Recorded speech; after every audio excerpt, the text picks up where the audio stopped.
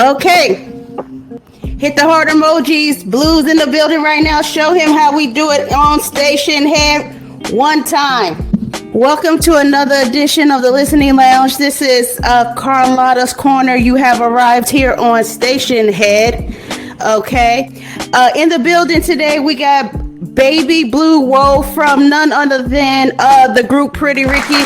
He is here to drop off his new single because the man has gone solo. So we definitely want to show him some support and hear a little bit about him. Maybe we'll get into a little bit of what he has going on, and we're going to talk about it. Before we start, make sure you follow me on all social media platforms.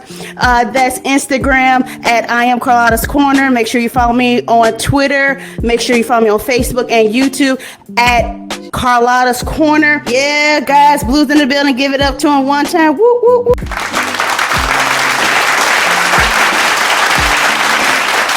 I was trying to figure out how to put my picture on the thing, like your picture on the thing. You know what I'm saying? Well, we definitely gonna have you figure that out. Okay, cool. So without further ado, welcome to Station Head. Thank you for being here with us this evening, sir.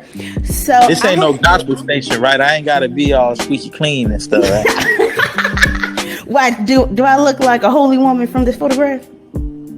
Nah, you look good, girl, but don't get me started. I'm too nasty, man. You crazy.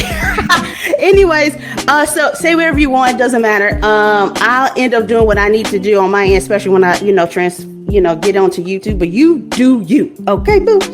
All right, cool. So let's just go into the intro. I'm pretty sure a lot of people know who you are, but for those who've been living under a rock, I want to take this opportunity to allow you to introduce yourself. Tell us a little bit about you and how you got into this industry. I mean, shit, man, this your boy Baby Blue Woe, Pretty Ricky, one of the members of Loving Hip Hop Miami. I mean, shit, songwriter, producer, award winner, number one chart topper, platinum recording artist, e-commerce brand expert. Okay. All that slanger, killer, layer, to eater. Okay. Teach you how to suck that. You know what I'm saying? What else I need to do? Follow me on Instagram, Baby Blue Woe. I'm a savage. I would turn a good girl out. You know what I'm saying? With no alcohol, no weed, no nothing, just straight and Netflix. You crazy. So, I want to ask you a few questions, right? And definitely want to get to the song. I made sure that it is available on the platform, which it is. So we definitely want to get into this, right? I want to ask you some questions. Of course, I've been knowing you guys since inception, right? One of the things that I wanted to hear from you is how did you all get started in the industry? Like, how did you get into all of this, and what made you wanted to go into entertainment? Man, I've been rapping since I was a youngster, man. We actually initially started out dancing, like performing, doing talent shows at the schools and stuff like that. So that's what really gave us the taste of performing. We weren't really into rap yet. Yeah. I ain't started learning how to rap until Tupac dropped All Eyes on Me and Snoop Dogg dropped Doggy Style. Legend, you know what I'm saying? It was like them was like the first records that we actually learned how to rap. And so we end up getting into music a little later, like more like when I got into like middle school or something like that. Mm-hmm. And my name Diamond Blue Smith. I always had like the ladies, man. I'm the ladies' best friend. You know what I'm saying? They love diamonds. So mm-hmm. I wanted to cater to my female school. What do you call those? School counterparts or something like that. Schoolmates and stuff like that. Yeah, my female schoolmates, man. I was that guy that was, throwing the house parties and stuff like that at the crib, packing the whole crib out with the DJs and all that. Yeah. They don't do that no more. That's a throwback. They don't do house parties like that no more. Well, you definitely can't do it now because of coronavirus. I be seeing do drive-by parties and shit now. Yeah, definitely. Yeah, but we came up in a time, it was the party line. This was before Instagram. Yes, before it was. Facebook. Mm-hmm, mm-hmm. It was the party line. Like, you literally had to call up like this, but everybody talking on the line at the same time. It was some insane, dope-ass shit that we need to bring back. But, so anyway, walking to school one day, police stopping. They think me and Slick skipping school but really we was on our way to school, and they end up putting us in the car, putting us in handcuffs, took us to school, put us in endo suspension. Endo suspension, we wrote our first song. This was the lyrics to the song. This was the lyrics. Okay, go ahead. Late last summer, Susie called a pipe problem because she had a cool. Take your time. You know what I'm saying? Take your time. Last summer, Susie called the plumber because she had a pipe problem like that while Slicker was skipping school was in the Hummer late last summer. Anyway, your voice is loud. Story short, that was the first mother Pretty Ricky song. You feel me? Yeah. And we end up just doing music, man. Just really just sticking with it. And we end up getting a record on the radio station. We end up doing an intro, as a matter of fact. And this is all taking place in Miami, just to give some context. Yeah, this is in Miami. Okay. And we just young kids just having fun. It ain't really no strategy to it at this point. Not yet. You know what I'm saying? So we just any performance that we could perform, any speakers that's set up, anywhere that it's a DJ and a mic, we grabbing that and we try to perform because we want to as many girls as possible. Okay. That was it. We just want to, you feel me? So it went from that to, okay, boom. Then we do the intro for the DJ at the radio station. Once we did the intro ended up being requested, like one of the highest requested records on the station. So then the program director is like, hey, who is the kids that you playing? They getting a lot of requests, and he say, oh, that's Pretty Ricky. He say, well, tell them bring me another record. We took them Grind on Me. When we took them Grind on Me, it ended up being the number one most requested record in the history of the radio station, Power 96 in Miami. Okay. The history ever. Number one most requested. So they end up playing that. The head of Atlantic Records flew down, and he was like, I want to meet the guys. So when he wanted to meet us, we like, yo, we performing at a Martin Luther King parade. Right. So we go perform at the parade, and he gets there late. When we perform, the girls jump over the barricades. They chase the car. They chase us down the block like the Jackson 5. Okay. Like some insane shit. And he missed it. He ain't even make it. Damn. So then we say, well, Mr. Craig Cowman, we got another performance at another Martin Luther King parade. We go to a whole nother spot in Fort Lauderdale. In Miami, we call it Hollandale. So we go to Hollandale, perform at their Martin Luther King parade. When we go there, Pleasure Mama on stage. Okay. Pleasure Mama is on stage, and it ain't nobody in the mother field. The whole crowd is dead. It's his mom up there playing oldie goldies, and ain't nobody out there. I cannot make this up. I swear to God, this is how this happened. We go to get on stage. I look back and I look at my dad like, dang, man, we got to perform for the head of Atlantic Records, and ain't nobody in the crowd. By the time I turned my head around, the whole field was full of people. I don't know what Jesus put. Jesus Christ. He was on y'all. He was Jesus put these people in the he put the people in the field. I don't know where they came from. I can't even make this up. I swear to God, it was the snap of the finger. The whole field was full. Once they said Pretty Ricky coming on stage, I don't know if they ran out there or what. All I know is by time, man, it was game over, man. By the time we did the first line, Grind on Me, Relax Your Mind, Take Your Time on Me, we did that slide to the left, slide to the right, threw a little, man, they were chasing us off the stage again. Next thing you know, Craig Cameron was like, give them what they want. They the Black Beatles. We signing them right now. We flew up to New York and it was game over. He made us the biggest, most highest grossing African-American boy band group in Atlantic Records. Yeah, y'all came in at a good time. I'll tell you that. Let me ask you a question. When did so you said it was you and your brother that started. When did the other two members, Pleasure P and the other member, when did they come in to play? Oh, y'all was all in it together. First it was me, Slit, then Spec, then Pleasure came in. Pleasure came in after we had put in about a year or two of work. You know what I'm saying? Then he came in, and then it just so happened we was doing a talent show at Flanagan High School, and Pleasure was there. When I got off stage, Pleasure came to me and was like, yo, man, I'm trying to get in the studio. And I was like, man, we just wrote a song. We need a singer to. Mm-hmm. And he said, all right, I'm gonna come to the studio tomorrow. This came to the studio and ain't never been leave. This came, he ordered a pizza. Right. Listen, dead ass came, ordered a pizza, and we recorded the chorus for Grind on Me. Then that fell asleep. We woke up the next morning about 6 o'clock in the morning to hear that back. Because sometimes when you listen back in the morning, it sounds a little different. Yes, so we listened to it at 6 a.m. Then he laid the harmonies. Then he laid the falsetto. Fell asleep again. This day 2. Day 3, it has done been 3 days. You might as well move the again. You might as well go home. And that was the beginning of Pretty Ricky. Got with Pleasure. And the rest is history. Wow. The rest is history. We got signed like 3 months later. Wow. That is amazing. Now you was talking about now that you guys got signed. So now you guys, millions of fans, y'all touring all over the place. I'm pretty sure this is your first time really on this experience, on this journey. How did it all feel? Like, tell me some of the best and the worst moments of like when you guys started this, tour life. Because from what I hear, sometimes it ain't all pretty. It's very hectic. Nah, man, it was all good for us, man. Like I think we end up meeting with Jodeci, and Jodeci was like, "You want to go platinum?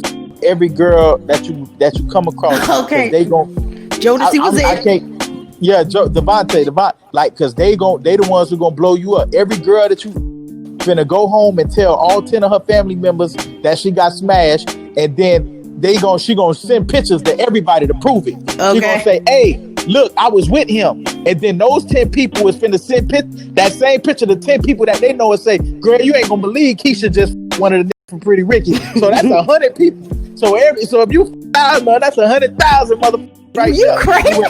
We went platinum just like that. 30,000 Wow. copies every night while we was on the Scream tour. We sold 30,000 copies every night. Now we doing the Millennium Tour. This right? Because I was going to get into that. Yes, go ahead.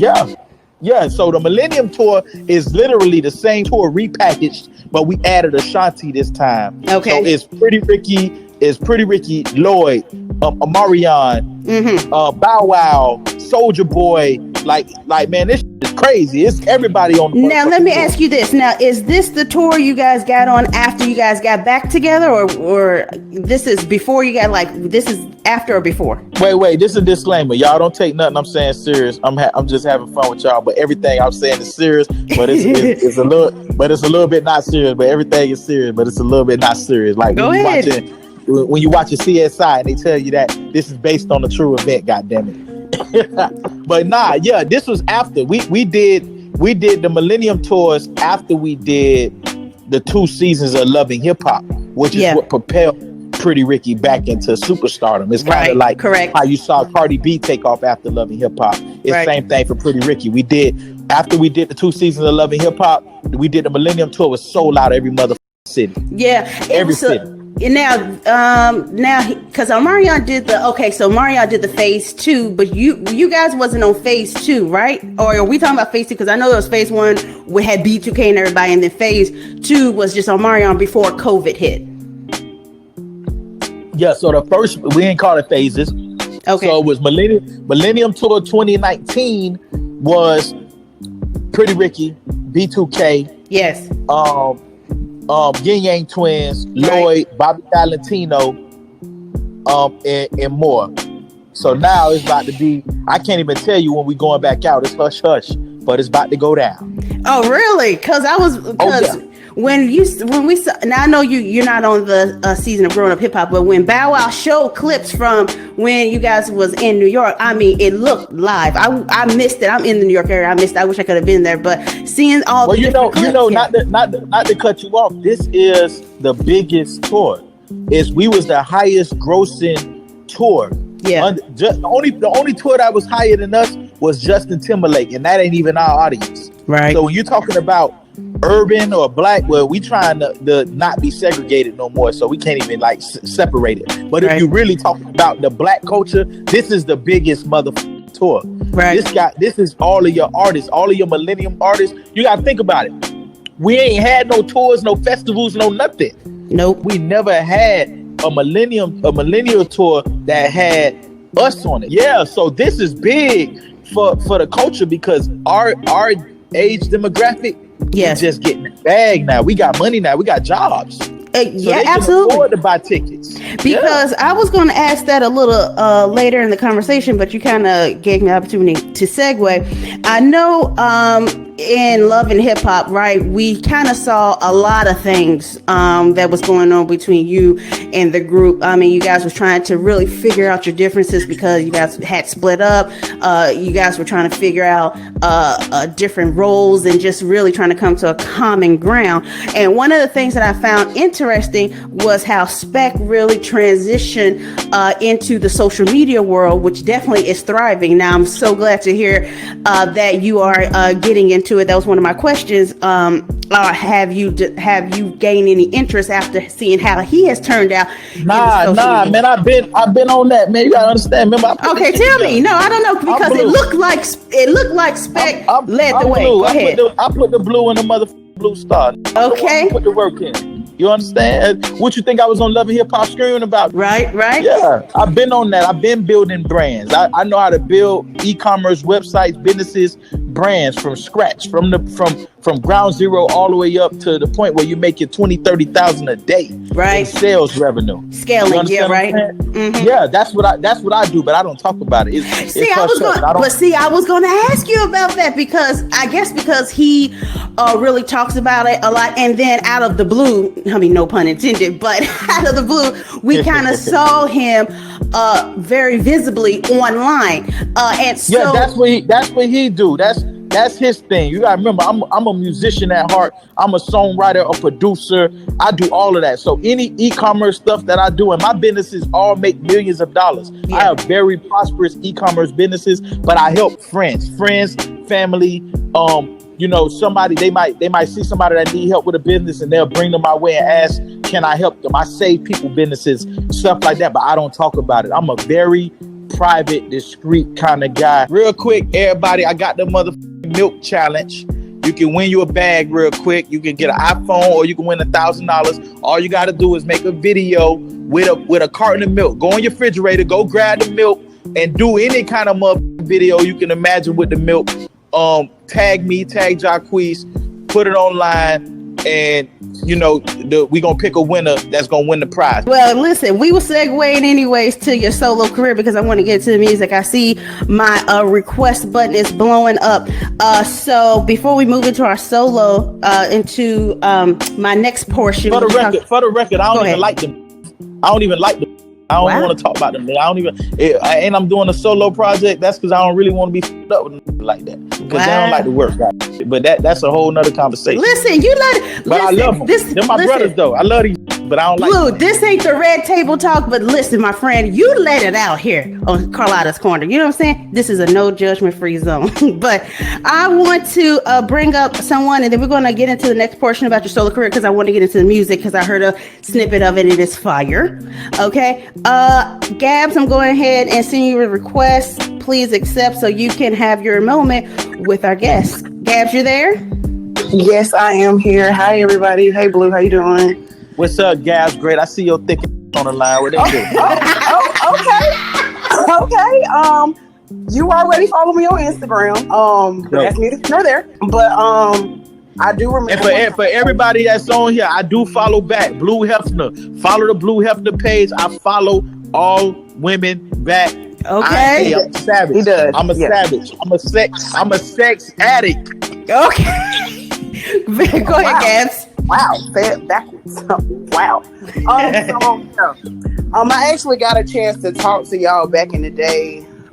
Maybe like 05, 06.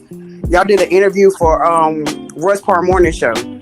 Now, is it really true that you got your name from that episode of Mark? What, for Pretty Ricky? For Pretty Ricky.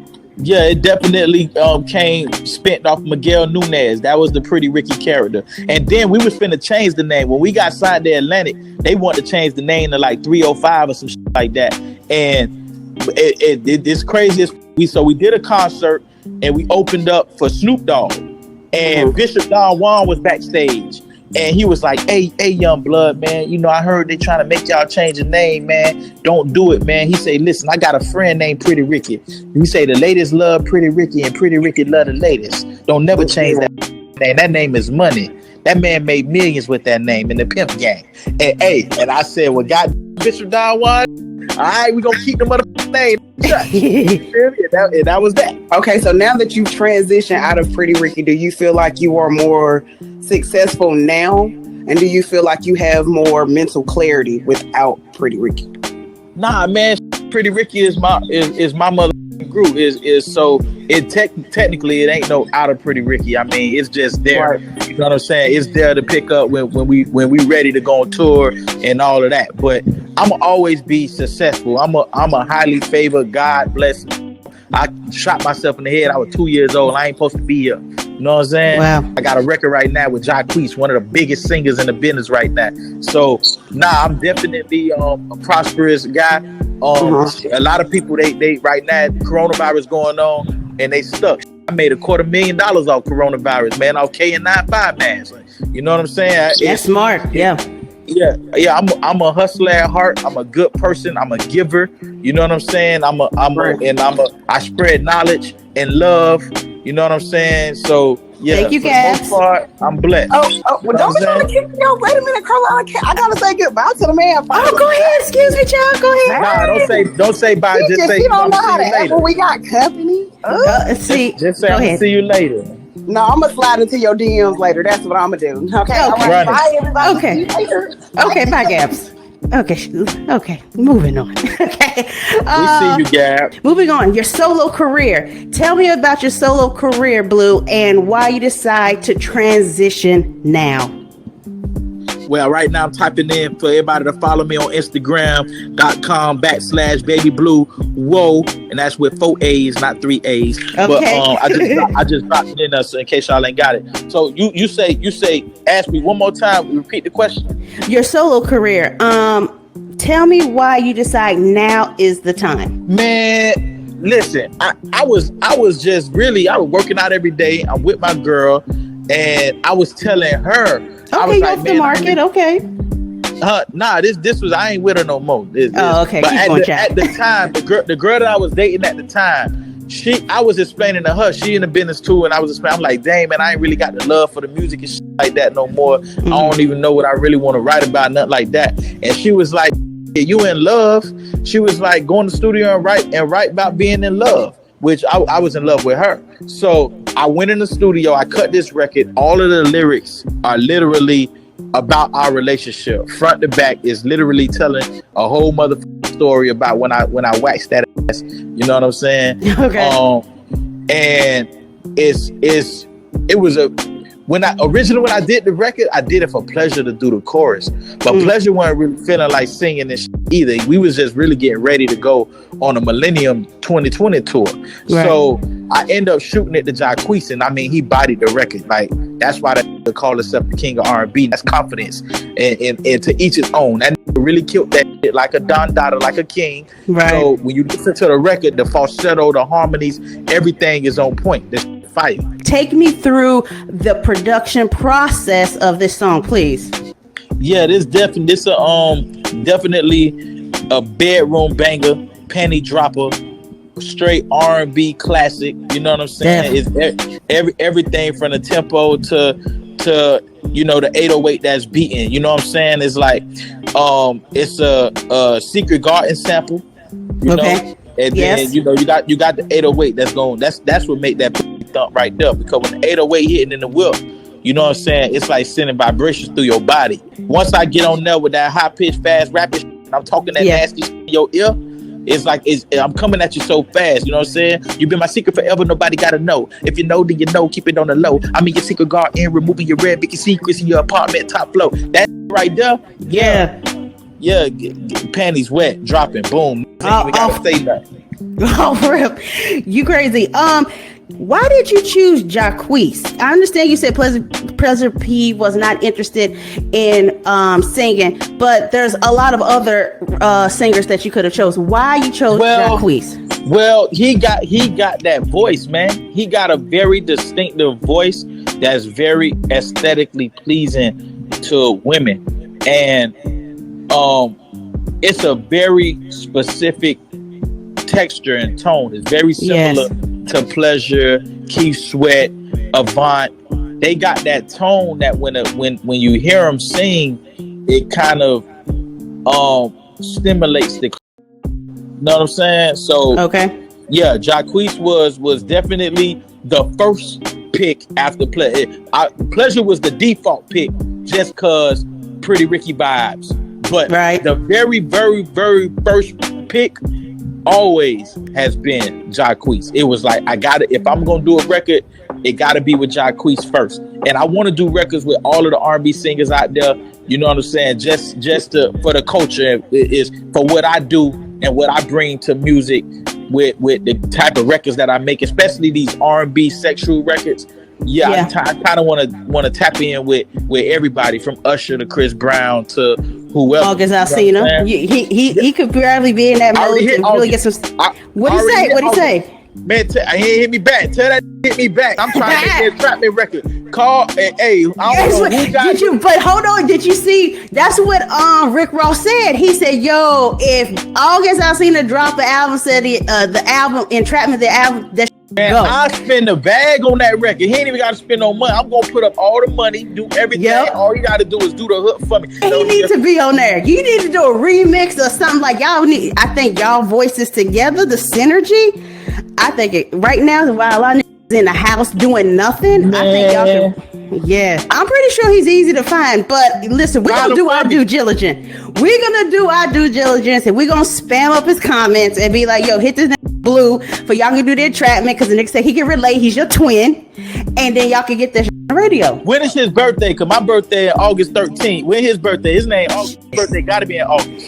It gotta be in August, but I'm not for sure. But listen, if I figure it out, I'll tag you, okay? And then y'all can get something together and have the rollout in August. It'll be fire. It'll be fire. Question, right? Before we get off topic, right? You have the single that's dropped. Is there an EP that's going on? You have a full album? Are you dropping out more singles? Like, so what's happening now? Hey, listen, man. I got so many records. Hey, I'm gonna tell you something. I got a motherfucking record. I got the first Bone Thugs and Harmony reunion record. Nigga, I got every member of Bone Thugs and Harmony. I ain't never even released this. It's just sitting on my hard drive. I got a record with Jim Jones and Biggie. I ain't never even put out. It's just on my hard drive. You need to put that out. Come on. Why are you holding on it? Man, I just got sitting, man. I be having records, dog. I'm a producer, so I just go in, I cut records for my own personal listener. You know what I'm saying? To ride around in my Ferrari and just listen to that shit all day myself. As I kind of wind down my questions, of course, we're all still locked in. Some people are semi-locked in here in New York. We're going through stages, but there's still some lockdowns going on, so we can't roam free as normal. But this is a question that I ask all of the artists that I come across during this time when nothing is available, nothing's open, you can't tour, you can't do anything. What are you doing to keep yourself visible online? Nah, man, I don't care about no being visible online. I literally just took everything off my Instagram page and made all my pages private, and then all my managers started calling me like, "Man, you got a record you working." I'm an introvert. Yeah. I'm very introverted, so I don't even like all that attention and shit. I get to my bag, man. I just told you I made $250,000 off K&95 mask. I dropped some flip flops that I made like 20,000-30,000 in 2 days. I just be doing shit like that. I just dropped a t-shirt with my picture on it in a frame. I made a bag off of that. I'm about to drop a line of very high end motorcycle jackets. Nice. I don't know what I'm finna name out there. I don't know. I'm trying to figure out the name. So I'll end with this question, right? Season 2, 3. I done got lost in my Love and Hip Hop Miami has came and gone. I don't know if they're working on a new season, but if they are, will you be returning? Because you got a lot of stuff going on that people would like to see. It's a possibility, you know what I'm saying? It's a possibility. I spoke to my group about it. You know, I'm the guy that's always in favor of pushing the brand forward and doing those things like that that's visible for the brand, for Pretty Ricky. And even though some of the members in the group they didn't want to do it, but I'm like, hey man, this is one of the biggest platforms for music that we can push the brand and push whatever products that we pushing. So I'm definitely for it. So we have come to the tail end, but is there anything else you would like us to know before we close out this conversation? Yeah, everybody, man, follow me. Follow me on Instagram. That's like my main social media. I don't really like all the other shit. Instagram is Baby Blue Whoa. It's 4 A's on the Whoa, like one more than AAA. Baby Blue Whoa. Follow it. If you're trying to get a feature, a verse from me, hit my DM. If the song, okay, fire, accepting. Okay, cool. That's a good. Go ahead. If the song fire, if I like the record, I'm all about supporting. Because listen, when I came up, I ain't had no big artists to put us on. I had to do that shit myself. So me, I'm all about giving back. If I can show love and you got a little bag, it ain't a big bag, but you can invest in your brand, I'll do a record with you if I like the song. If you need help building a brand online, building a website, if you got a help business, business, any kind of e-commerce, if you need my help, hit me. That's what I do. I'm like one of the best at it. Other than that, hey, Baby Blue Whoa, I make music and I'm one of the best at it. Download my song. Whoa. Man, I love this conversation. You really gave me some good stuff today. I appreciate you being here with me, and I definitely look to following you more in the future, Blue. Hey, I appreciate you, mommy. Thank you. Peace and love. Beautiful black woman. Love. All right, guys, that's the show. Thank you all for being here. Listen, I'll be back next Tuesday with something special. And if you want to know what's up with that, you got to follow me on Instagram at I am Carlotta's Corner. And also follow me on Facebook and Twitter at Carlotta's Corner. Other than that, I appreciate you all. I love you all. Thank you for being here. I'll see you guys next time. Bye.